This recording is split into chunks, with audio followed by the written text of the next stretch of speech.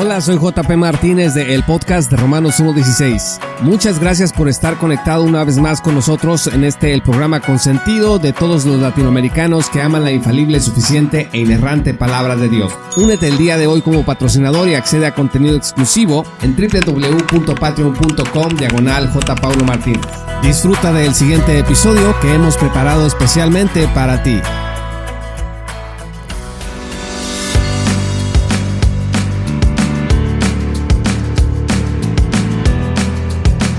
Hace unos 20 años comencé a escuchar la radio cristiana. Me gustaba mucho escuchar a Billy Graham, salían varios clips de él. Me parecía que me daban esperanza. También escuché a Charles Stanley en Ministerios en Contacto, David Jeremiah y también Visión para Vivir con Charles Swindoll. El Amor que Vale, otro programa fantástico que seguramente varios de ustedes conocen, de Adrian Rogers, y A Través de la Biblia de J. Vernon McGee y muchos otros programas como este.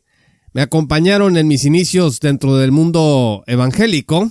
Es importante notar que ninguno de estos ministerios se ofrecía como el único portavoz de la verdadera fe cristiana. Era, me parece, que un ambiente de cordialidad y cooperación. No había en ese entonces en la radio alguna información que nos hablara de controversias, de pastores peleándose con otros seminarios.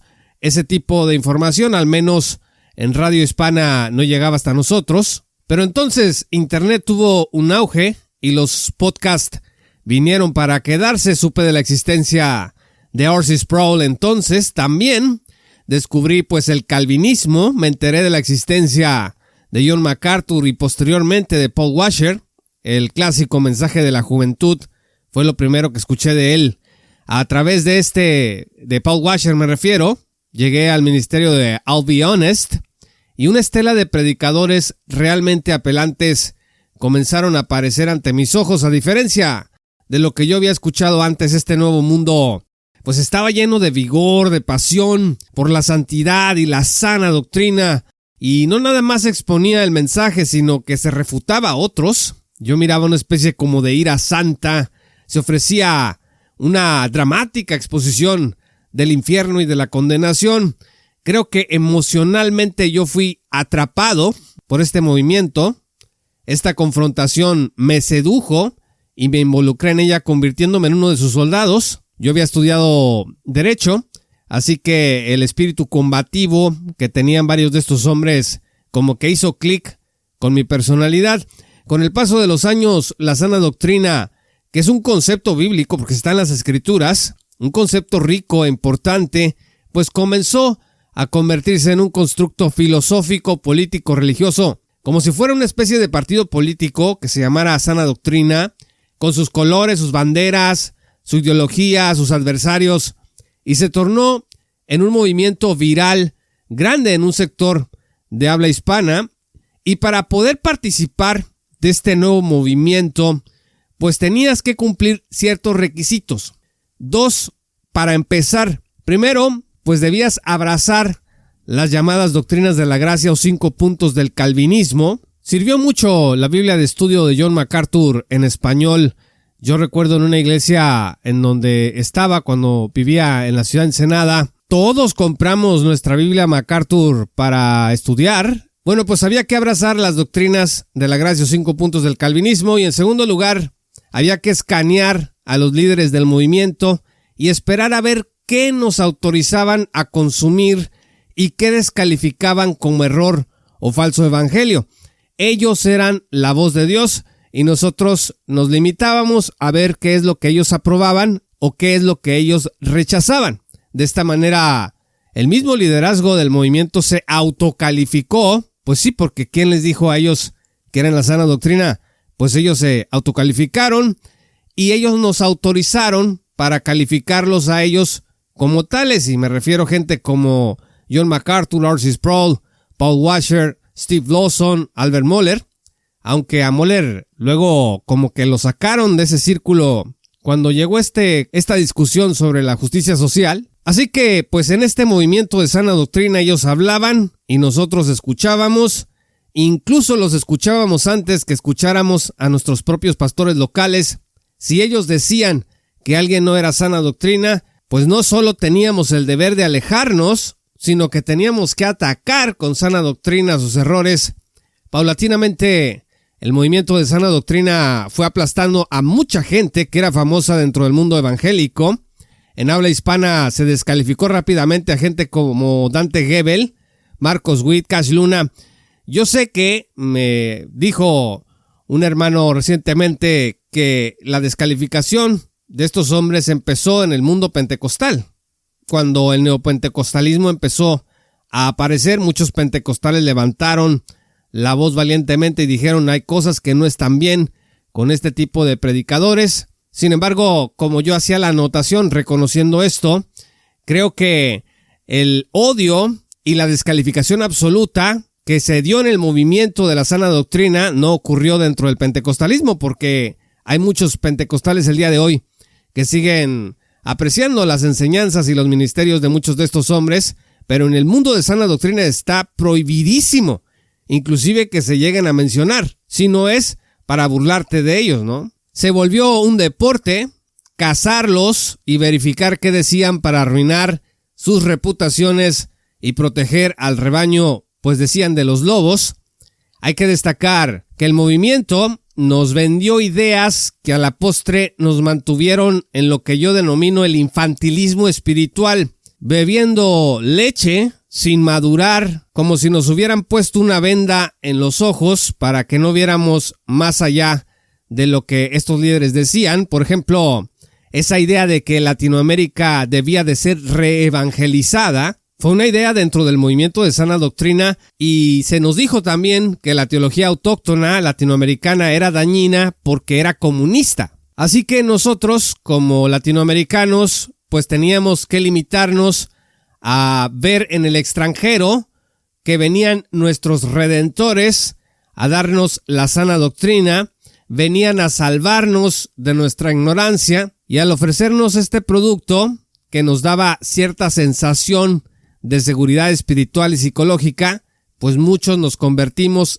simplemente en ecos de ideas desarraigadas totalmente de la realidad hispana. Actualmente los efectos de esta situación han sido desastrosos. Usted puede ver páginas top en redes sociales que nos venden la idea de una familia para Latinoamérica, una familia que no tiene nada que ver con la familia latinoamericana, sino que son imágenes de familias de los Estados Unidos de 1950 más o menos.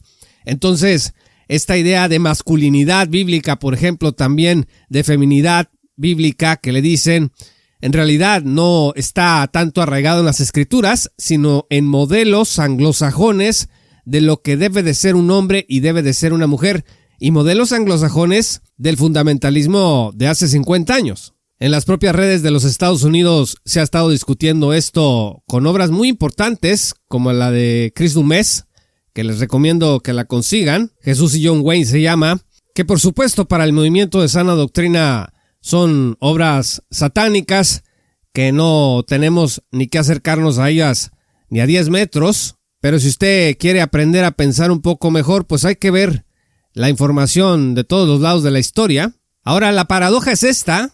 Creo que en el mejor momento del movimiento de sana doctrina ya se estaba consolidando la base para una secta. Y quiero hacer una aclaración. Yo no estoy diciendo que MacArthur, Sproul, Lawson, Washer y compañía se juntaron a hacer una secta. Estoy diciendo que el movimiento de sana doctrina que ellos encabezaron creó debajo una estructura que se fue convirtiendo en una secta. Y no nos dimos cuenta a tiempo. El éxito mediático no nos dejó ver. Éramos como movimiento de sana doctrina muy populares. Teníamos páginas de Facebook, redes de Twitter bastante grandes que alcanzaban a mucha gente. Éramos implacables en la argumentación.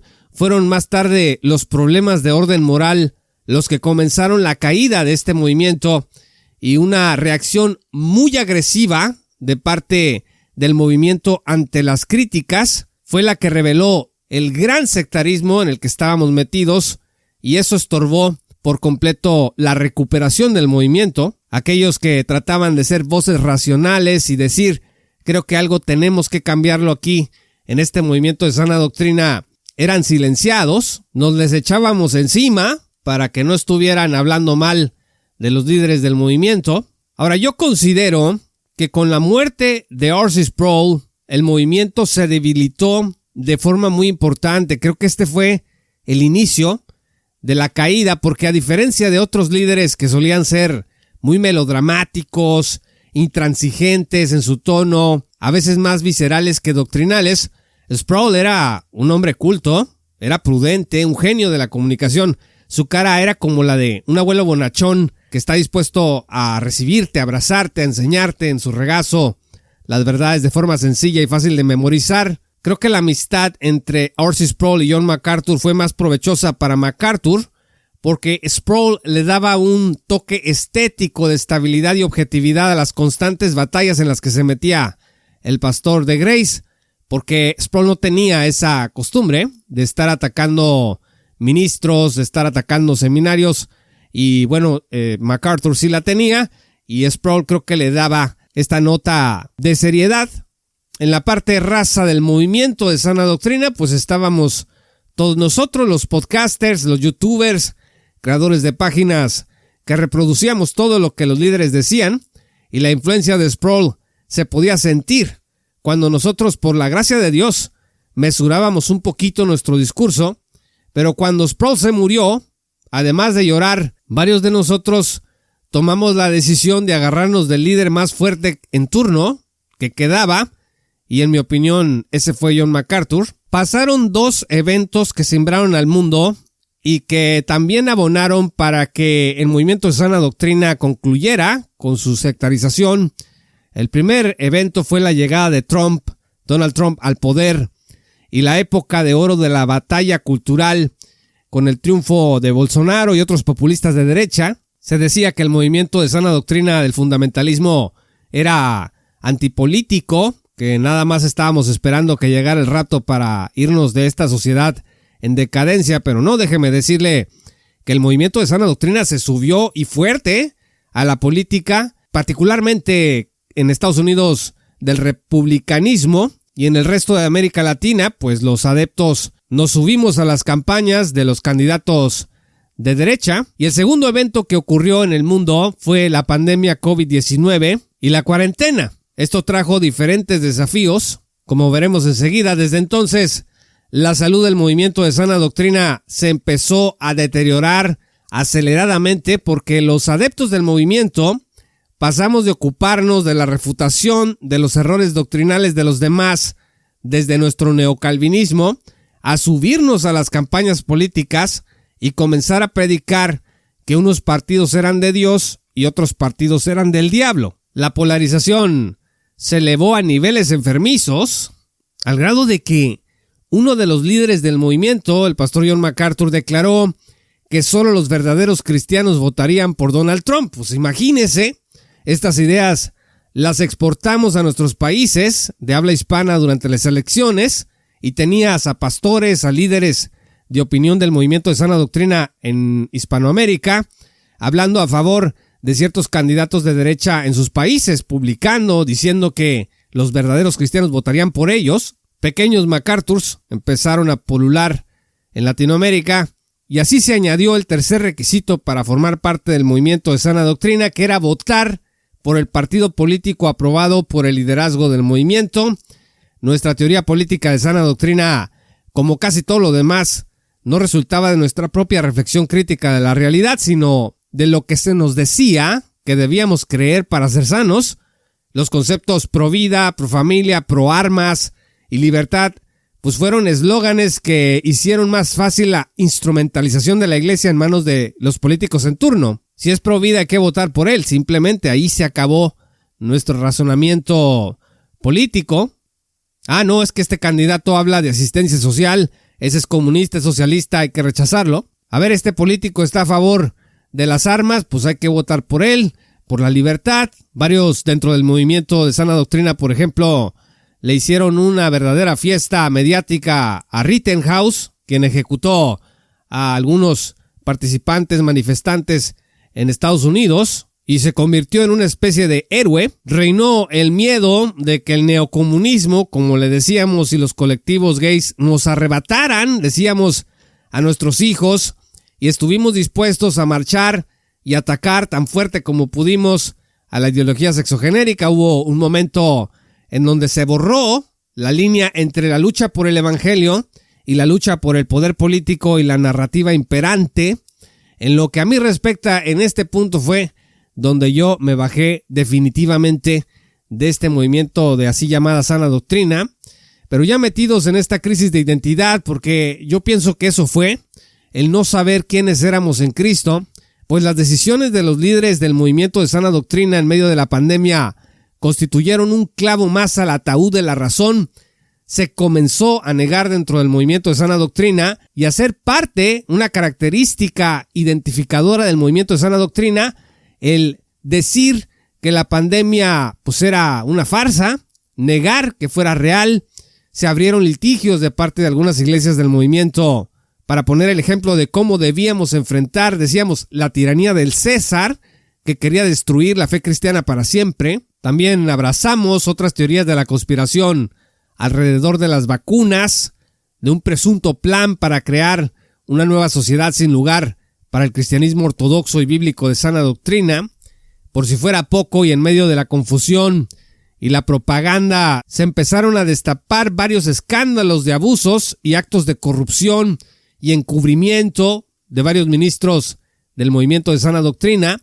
La reacción de los adeptos e incondicionales, en lugar de haber sido guiada por la mesura, la reflexión, el arrepentimiento que la sana doctrina de las Escrituras, la verdadera sana doctrina de las Escrituras exige, fue pues luchar, negar y perseguir a la disidencia, calificarla como hordas de traidores, progresistas y mentirosos. Ante la evidencia de que algo se había descompuesto en el liderazgo del movimiento de sana doctrina, pues muchos comenzaron a abandonarlo, pero hubo otros que también eligieron quedarse a defenderlo hasta sus últimas consecuencias, declarar la total inocencia y absolución de toda culpa y responsabilidad ética y moral de los líderes del movimiento. Fue en esta reacción más visceral que racional que gente como Steve Lawson declaró que el 5% de John MacArthur valía más que todo el mundo evangélico junto.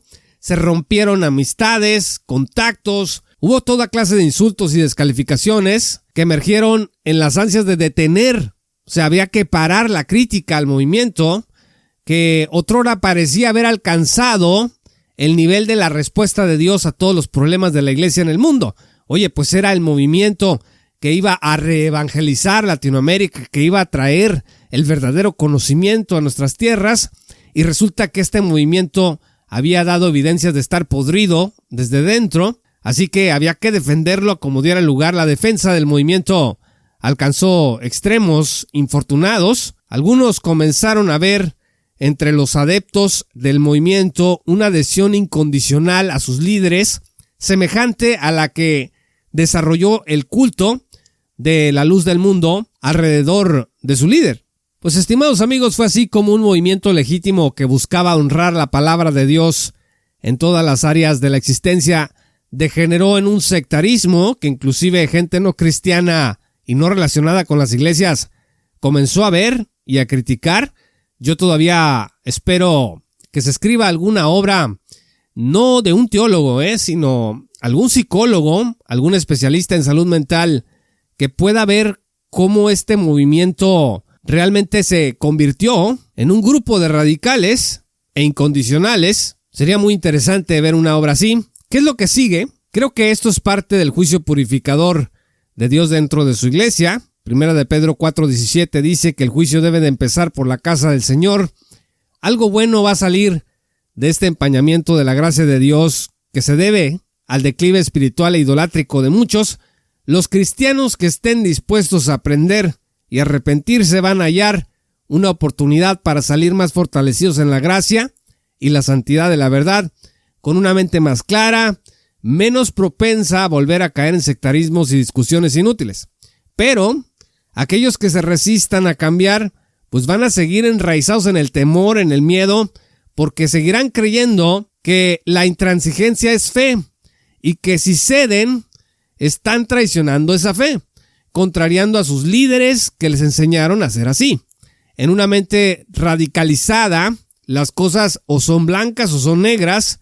y admitir alguna debilidad en su sistema, pues va a ser como pararse a la orilla de un arrecife y sentir el vértigo de caer en espiral en la negrura del vacío de la nada. Estimados amigos, la decisión está en nuestras manos si vamos a aprender de lo que nos ha ocurrido dentro de este movimiento y salir adelante aprovechando lo bueno y desechando lo malo, o si vamos a permanecer radicalizados hasta el fin sin darle oportunidad a nuestro espíritu de que madure.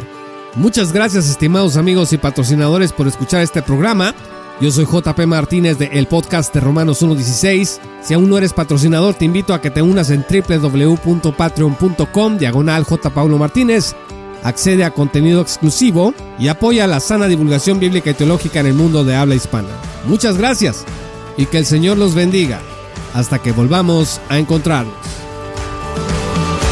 Esto fue Romanos 1.16 con Juan Paulo Martínez Menchaca. Únete como patrocinador y apoya la sana divulgación bíblica y teológica en América Latina. Búsquenos y síguenos en nuestro sitio web oficial, redes sociales y otras. Romanos 1.16. Todos los derechos quedan reservados.